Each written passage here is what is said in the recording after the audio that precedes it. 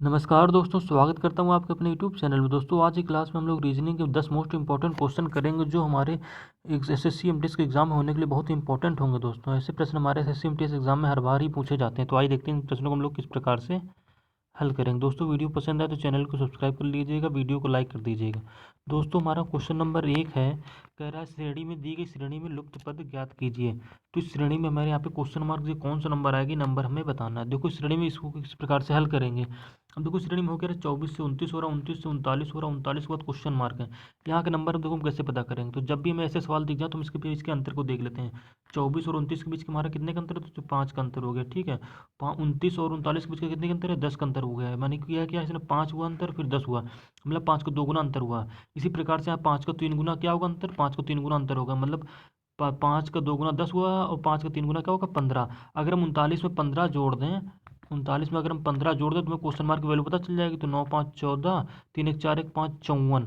तो question mark ये क्या आ जाएगा हमारा, 54 आ जाएगा। विकल्प कौन सा, विकल्प नंबर बी बिल्कुल सही हो जाएगा। अब देखो 54 से आगे देखो, अब 15 के बाद अंतर क्या होगा, 20 का होगा। ठीक है, अगर हम 54 में 20 जोड़ दें, तब हम लोग 54 में 20 जोड़ेंगे, 54 20 कितना होता है, 54 20 होता है हमारा 74, जो कि आगे श्रेणी में हमें दे रहा है। यानी कि हमारी लॉजिक इसमें बिल्कुल सही लग रहा है, तो हमारा विकल्प बी बिल्कुल सही हो जाएगा। इसी प्रकार से दोस्तों रीजनिंग का दूसरा क्वेश्चन देखेंगे।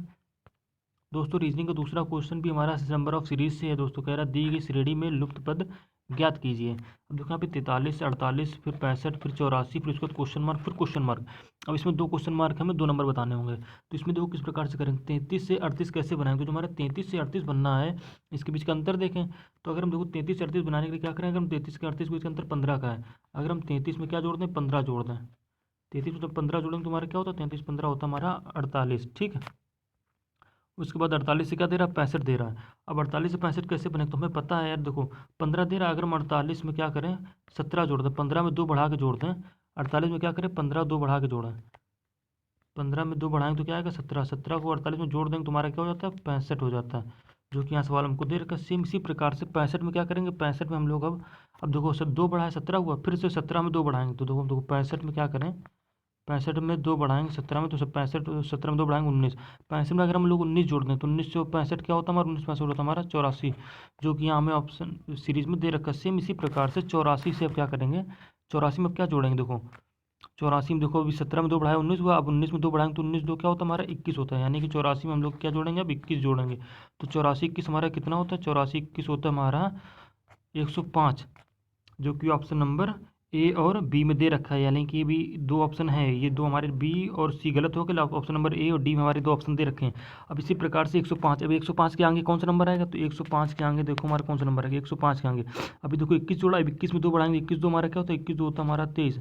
अगर हम लोग 105 में हम लोग 23 जोड़ते तो 105 और 23 हमारा क्या होता है 128, तो 128 किस ऑप्शन में है, तो 128 हमारा ऑप्शन नंबर ए में है। यानी कि 105 और 128 क्वेश्चन मार्क के हमारे दोनों नंबर आ जाएंगे। विकल्प ए बिल्कुल सही हो जाएगा, विकल्प डी भी रॉन्ग हो जाएगा, क्योंकि यहाँ पे 126 दे रहा, हमें चाहिए क्या था 128, जो कि विकल्प ए में दे रहा था। दोस्तों इसी प्रकार से रीजनिंग का नेक्स्ट सवाल देखेंगे हम लोग।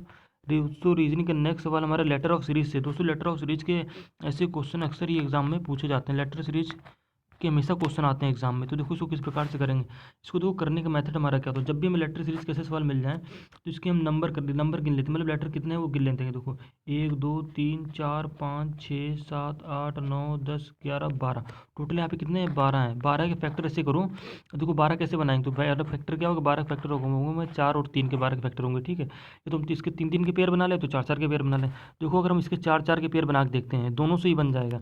अगर देखो हम 4 के पेयर बनाते, 4 के पेयर बनाने का मतलब जहाँ पे 4 आ जाए, 1 1 2 3 4, देखो 4 यहाँ पे आ रहा है, यहाँ पे ऐसे डंडा खींच लेंगे, 1 2 3 4, 4 ऐसे कर लेंगे, 4 4 के पेयर बना लिए।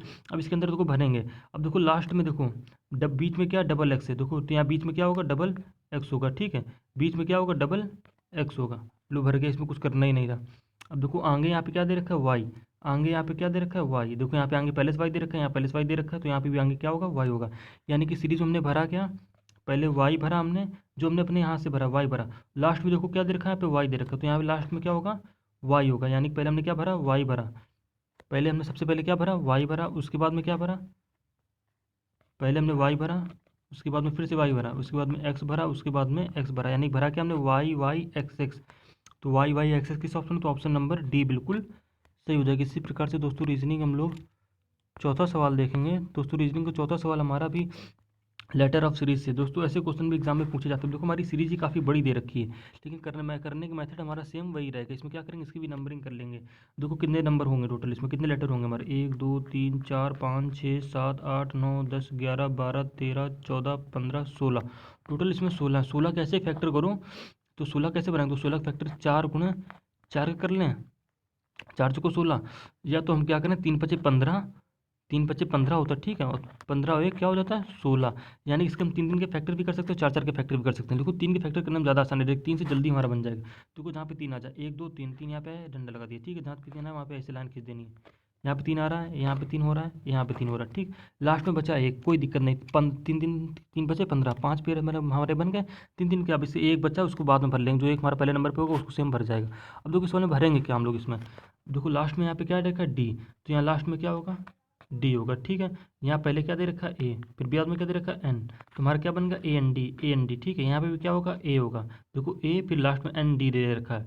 यहाँ पे देखो ए पहले दे रखा है, लेकिन बीच में क्या भरा जाएगा एन भरा जाएगा। देखो यहाँ पूरा दे रखा है ए एन डी, और लास्ट में यहाँ पे क्या होगा ए होगा, ए के बाद क्या आएगा एन, एन के बाद डी, लेकिन हमें भरना सिर्फ एक अक्षर था, तो हमारा सिर्फ ए भरा जाएगा इसमें, ठीक है, एन डी नहीं भरा जाएगा। तो इस ऑप्शन में हमने क्या भरा, इस विकल्प में हमने क्या भरा, देखो ए एन डी, फिर उसके बाद ए भरा, उसके बाद एन भरा। तो A N D A N किस ऑप्शन में है, तो A N D A N, A N D, देखो पहले हमने ए भरा, फिर एन भरा, फिर डी भरा, फिर ए भरा, फिर एन भरा, फिर हमने ए भरा, तो A N D A N A, तो A N D A N A हमारे कौन ऑप्शन में हो, तो ऑप्शन नंबर बी बिल्कुल सही हो जाएगा दोस्तों, लेटर ऑफ सीरीज का सवाल। इसी प्रकार से दोस्तों रीजनिंग का दूसरा क्वेश्चन देखेंगे। दोस्तों रीजनिंग का दूसरा क्वेश्चन हमारा कोडिंग और डिकोडिंग से कह रहा है, किसी निश्चित कोड भाषा में आर ओ को क्या लिख रहा है 44 देख रहा है, ठीक है। सेम इसी प्रकार से एम आई जी को क्या लिख रहा है, एम आई जी को लिख रहा है 29, एम आई जी को उसने लिखा 29। तो उसी कोड भाषा हमसे टी ए एल का पूछा, टी ए एल का कोड क्या होगा ये हमें बताना है। तो देखो कुछ नहीं करना हमें, इस लेटर ऑफ सीरीज कैसे सवाल करने के लिए हमें इसकी नंबरिंग आनी चाहिए कि तो कौन किस अक्षर पे होता है, स्थान पे होता है। जैसे हमारा जो आर जो हो गया, आर का प्लेस वैल्यू क्या है, तो आर की हमारी प्लेस वैल्यू होती है हमारी 18, ठीक है। इसी प्रकार से ओ की प्लेस वैल्यू क्या होती है, तो ओ की प्लेस वैल्यू होती है हमारी 15। के की प्लेस वैल्यू क्या है, तो के की प्लेस वैल्यू इसी प्रकार से होती है हमारी 11, ठीक है। अगर हम 18 और 15 और 11 को जोड़ लें तो 18 15 11 हमारा क्या होता है 44 होता है। देखो जोड़ने पर इसका योग क्या आएगा 44 आएगा। सेम इसी प्रकार से हम लोग एम आई जी की प्लेस वैल्यू निकालेंगे। तो एम की प्लेस वैल्यू होती है हमारी क्या, एम की प्लेस वैल्यू होती है हमारी 13, आई की प्लेस वैल्यू होती है हमारी 9, जी की प्लेस वैल्यू हमारी क्या होती है, जी की प्लेस वैल्यू होती है हमारी 7। अगर हम 13 और 9 7 को जोड़ लें, 13 9 7 हमारा क्या होता है, 13 9 7 हमारा होता है 29, जो कि सवाल में हमको दे रखा है। सेम इसी लॉजिक से हम लोग टी एल का कोड निकाल लेंगे। देखो टी एल का कोड निकालने के लिए क्या करेंगे, पहले मैं थोड़ा सा बोर्ड साफ कर लेता हूँ, इसमें दिख नहीं रहा है। अब देखो इतना तो आपको समझ में आ गया होगा। अब देखो टी एल का कोड निकालने के लिए करेंगे क्या इसमें, देखो पहले टी किस स्थान पे आता है, तो टी हमारा T20 से टी याद रखेंगे, ठीक है, T20 मतलब टी 20वें नंबर पे आता है, ए हमारा तो फर्स्ट नंबर पे आता है, एल हमारा किस नंबर पे आता है ये हमको देखना है, तो एल हमारा आता है 12 नंबर पे। एल हमारा 12 नंबर पे आ गया, जब इसको जोड़ेंगे तो जोड़ने पे इसका योग कितना होता है, जोड़ने पे इसका योग हमारा बन रहा है 33, 20 12 और एक को जोड़ेंगे तुम्हारा क्या हो जाएगा 33 हो जाएगा। 33 किस ऑप्शन में, तो ऑप्शन नंबर ए बिल्कुल सही हो जाएगा। दोस्तों ऐसे सवाल रीजनिंग के सीजीएल मेंस के एग्जाम में अक्सर ही पूछे जाते हैं। आइए देखते हैं रीजनिंग का दूसरा क्वेश्चन हमारा कौन सा किस प्रकार से, ये भी हमारा कोडिंग और डिकोडिंग से क्वेश्चन है। दोस्तों देखो इस टाइप का क्वेश्चन भी आपको समझना जरूरी होता है। हर क्वेश्चन अपने आप में एक यूनिक क्वेश्चन होता है। कह रहा है किसी एक निश्चित कोड भाषा में PING को 4 लिखा जाता है तथा METAL को 5 लिखा जाता है, तो उसी कोड भाषा में STEADYS को क्या कोड होगा। मतलब देखो PING जो दे रखा है हमें, PING है, इसका कोड हमें क्या दे रखा है 4 दे रखा है, ठीक है। सेम इसी प्रकार से हमसे METAL का कोड क्या दे रखा है 5 दे रखा है। देखो 4 और 5 लिखा कैसे है भाई, बहुत लेटर जो हमारे काफ़ी बड़े हैं, लेकिन यहाँ पे नंबर बहुत ही छोटे छोटे हैं, यानी किसी ने इसकी नंबरिंग कर ली। देखो PING, देखो PING में हो क्या रहा है, देखो PING टोटल कितने अक्षर हैं 4 अक्षर हैं, देखो 4 कोड दे रखा है। सेम इसी प्रकार से METAL ऊपर देखेंगे यहाँ पे कितने टोटल 5 हैं, यानी कि हमारा METAL कितने लेटर सिर्फ हैं 5 लेटर, नहीं तो 5 लिख दिया। सेम इसी प्रकार से STEADYS कुछ नहीं करना, बस इसकी नंबरिंग कर लेना। देखो 1 2 3 4 5 6 7 टोटल कितने लेटर हैं इसमें 7 हैं, यानी कि ऑप्शन नंबर बिल्कुल सी हमारा सही हो जाएगा, ठीक है। इसी प्रकार से दोस्तों रीजनिंग का नेक्स्ट सवाल देखेंगे हम लोग। रीजनिंग का नेक्स्ट सवाल हमारा किस क्वेश्चन, 1 मिनट। रीजनिंग का नेक्स्ट सवाल देखो हमारा वर्ड फॉर्मेशन से। दोस्तों वर्ड फॉर्मेशन के ऐसे क्वेश्चन भी एग्जाम में अक्सर ही पूछे जाते हैं। अब देखो यहाँ पे मैं क्या कह रहा है, किसी दिए गए शब्दों के अक्षरों का प्रयोग करके कौन सा नहीं बनाया जा सकता विकल्प है, मतलब इस शब्द के अक्षर का प्रयोग करके एक विकल्प नहीं बनेगा, वो विकल्प हमें फाइंड आउट करना है। देखो यहाँ पे वर्ड दे रखा है डिटर्मिनेशन। अब डिटर्मिनेशन में ऑप्शन नंबर ए चेक करेंगे पहले। देखो ऑप्शन नंबर ए में क्या है, पहले डी डिटेंशन है, ठीक है। पहले देखो डी इसमें दे रखा है, डी इसमें भी है, ई देखो इसमें है, हाँ ई इसमें भी, टी भी है, टी भी है, ई भी इसमें दे रखा है, एन भी दे रखा है, टी भी दे रखा है, आई भी दे रखा है, देखो ओ एन भी दे रखा है, यानी कि ऑप्शन नंबर ए पूरा पूरा बन जाएगा। लेकिन हमें देखना कौन सा जो विकल्प इससे नहीं बनेगा।